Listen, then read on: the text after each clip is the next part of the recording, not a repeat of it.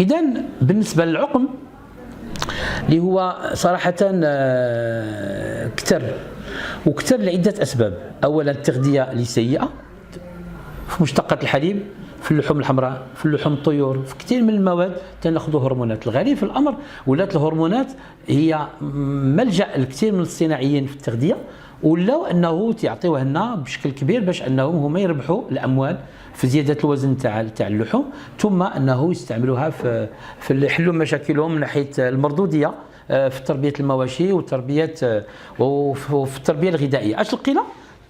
هادشي كله حنا كيرجع لنا بالمشاكل. لقينا كثير من النساء الافيساج طالع، البرولاكتين تطلع، عاد تلقى النساء اللي عندهم الشعر في وجههم، وهذا دليل على انه كاين واحد النوع من الجانب الهرموني اللي غير متزن، وعدم توازنه تيدير لنا مشاكل اللي هي اولا قبل كل شيء المراه ما بقاتش مراه في الانوثه ديال المراه الاولى، فين ذاك الحشمه وفين ذاك الحياء وفين ذاك الانوثه ديالها اللي كنا تنفتخروا بها. حاليا ولات تتعيش حياه ديال العذاب، جري هنا جري هنا، وصباطها ماشي صباط، وسروال ماشي سروال، واللباس ماشي لباس، وهذا كله تيخل بهذا التوازن.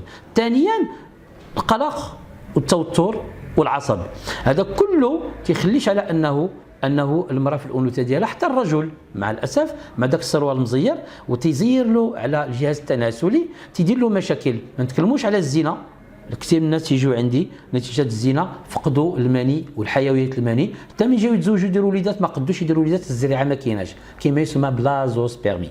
وهذا لازوسبيرمي حنا تنعالجوها حيت نمشيو للعضو التناسلي تنشتغلوا عليه اساسا هو عند الرجل، وثم تمشيو عند العضو التناسلي تاع المراه وتنشتغلوا عليه مباشره. بغيتكم تحافظوا على هذه القواعد العمل اللي تنشتغلوا بها ونجحنا بها. اول قاعده اللي لابد نشتغلوا بها ان العقم ماشي كل واحد.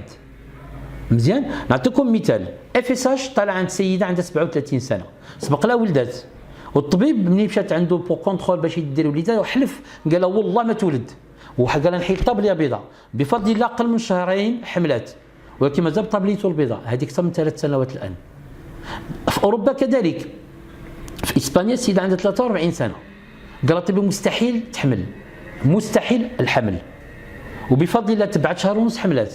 علاش؟ لانه القاعده عندنا خصنا نقيو الجسم باش نحرروا التواصل الهرموني، ونقيو الجسم نحرروا التواصل العصبي، ونقيو الجسم نحرروا التواصل باش كل جزء من الجسم ديالنا كل خليه تغذى بشكل صحي. اش لقينا على انه ملي تنستعملوا هذه المواد الطبيعيه لقينا راسنا على انه يمكننا نحصلوا على هذا النوع من النشاط الهرموني، ثم نخرجوا من العقم الى الخصوبه ثم الى الحمل باذن الله. اذا بالنسبه للمراه اللي هو يكون التخصص ديالنا والتركيز عليه اكثر، هو انه تنشتغلوا على اول شيء هو نقيو الجسم بشكل كبير جدا. تناخذوا زيت زيتون على الريق ساعتين قبل الافطار مع 5 الصباح. علاش زيت الزيتون هذا؟ تنقي الكلى، تنقي الكبد، تنقي الدوره الدمويه، وتنقي كثير من الجسم، وبالخصوص توصل الدوره الدمويه الى كل الغدد، لا تيرويد، لا سيغينال، ثم الهيبوفيز هيبوتالاموس، وتلقاو حتى الجسم ديالنا الجهاز التناسلي تاع المراه لا الثديين ولا الوالده على انها تتعيش واحد اون بون اوكسيجيناسيون. وهكذا لقينا على راسنا على انه بدايه تقدر يكون اسهالات لما هو الا عمليه تنقيه. حنا ما تنخافوش من الاسهال، غير ما خصوش يطول اكثر من 3 ايام، حتى لو كان 5 ايام ممكن نقبلوه ولكن مع المتابعه. ثانيا تناخذوا الماء المغلي، تناخذوه بصفته منقي ومحايد. هذا الماء المغلى ملي تناخذوه مع 11 النهار تناخذوش على الريق تناخذوا زيت الزيتون. الماء المغلى تناخذوه مع 11 لتر ونصف مغلى، وتنشربوه من بعد تنشربوه من بعد الماكله بساعتين.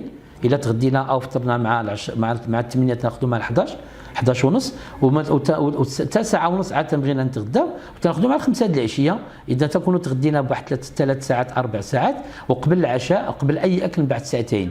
فالماء المغلي يترونس مع 11 يترونس مع 5 د العشيه. كل الناس اللي خداوه قال لك على انه جسمنا نقى، الاكسجيناسيون كاينه، الحيويه كاينه، والجسم كله استطاع على انه ينشط نشاط. وهنا تتلقى حتى ذاك النشاط الهرموني، وحتى في العلاقات الزوجيه الجنسيه تكون قويه متميزه. اذا الماء المغلي. ثالثا تناخذوا مواد 100% فائده، صفر بقايا.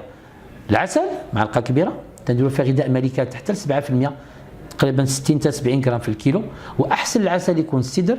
الا ما كانش نقدروا ندوزو شويه الزكوم او ندوزو العسل مثلا ديال الدغموس مثلا تنديروا فيه 70 غرام في الكيلو، وتناخذوا معلقه كبيره ما تنخلطوا مزيان في كاس كبير تاع الماء مع ملعقه حبوب لقاح. فقط النساء دون الرجال.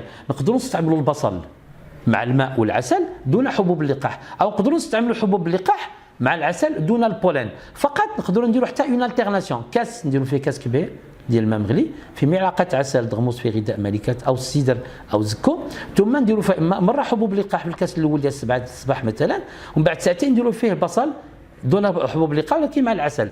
وكل ناخذوا هذا الشيء 3 المرات، مع 7 الصباح 9 الصباح و12 النهار، وفي العشيه مع 4 العشيه، مع 6 ونص، ثم مع 9 ونص الليل. وديما ملي تناخذوا هذا الشراب تنحافظوا على ساعه ونص قبل اي اكل، وساعه ونص ما ناكلوش من بعده، حتى عمليه لاسيميلاسيون والاستفاده تكون جيده، رغم انه مواد 100% فائده صفر بقايا.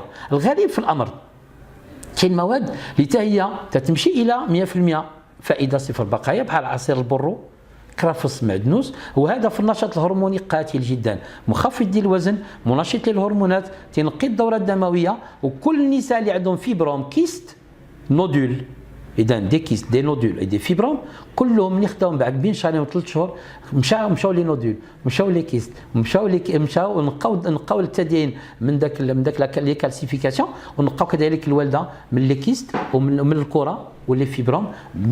عندنا نسبه نجاح بين 60 حتى 70%.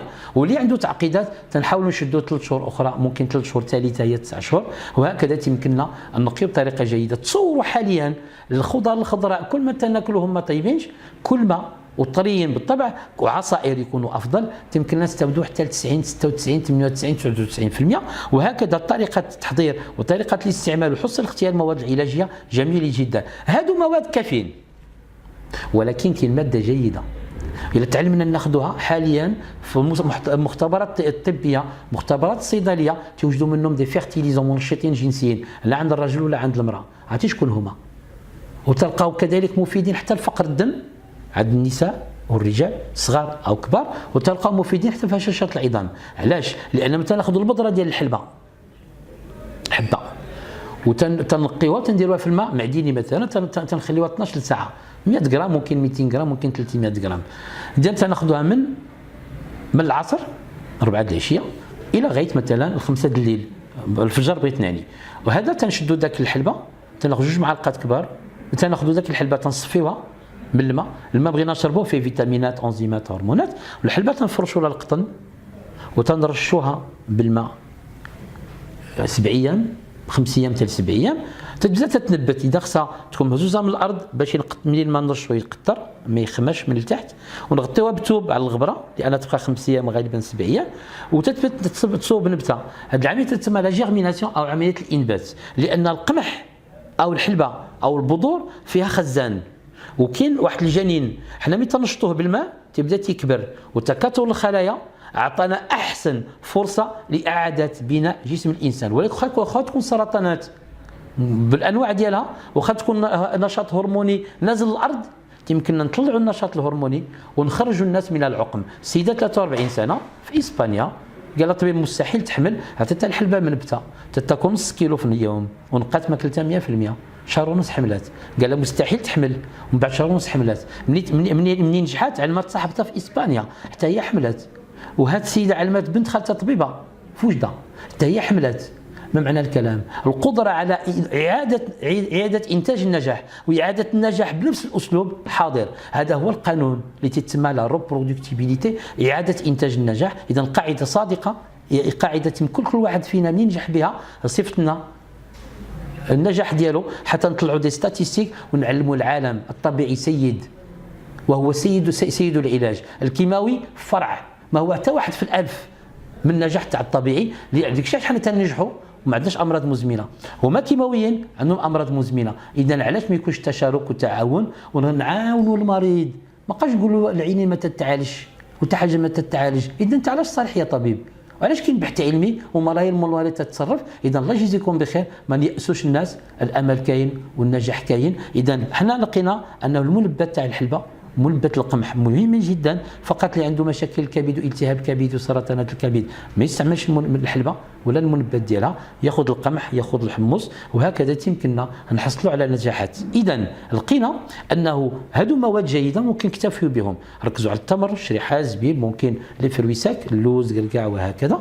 نبعدوا كل الكيماويات بالطبع وكل المسائل الاخرى اللي ما عندنا ما نديروا بها وتكون سيئه في العلاج. وهكذا لقينا راسنا على انه يمكننا نقتحموا عمليات علاج العقم بهذا الاسلوب. حقا عندنا ابداعات، ومن جمله هذه الابداعات تنمشيو مباشره للوالده وتنقيو عنق الرحم، تكون فيه التهابات وعياءات عن طريق العسل 100 غرام، 30 غرام ديال الغذاء الملكات، وحبوب اللقاح 20 حتى 30 غرام. تنخلطوهم، تندهنوا عنق الرحم 3 4 المرات، وتندخلوا هذا العسل مع شويه د الماء، كميه خفيفه جدا، وتندخلوها للوالده. وهكذا يمكننا نقيو الوالده من كثير من العفن والخنز والوسخ والتعفنات حيث ماكلتنا ماشي صحيه. وهكذا تنعطيو فرصه للوالده انها تنقي 3 المرات في النهار، مع 7 الصباح، مع العصر، ثم عند النوم. وهكذا من بعد 3 اشهر تلقاو الوالده تتلوح الاوساخ اللي فيها، فيبروم، كيست وهكذا. كذلك اذا كانت تعفنات والالتصاقات لي ترومب مقفولين واخا، او تتلقى عياءات في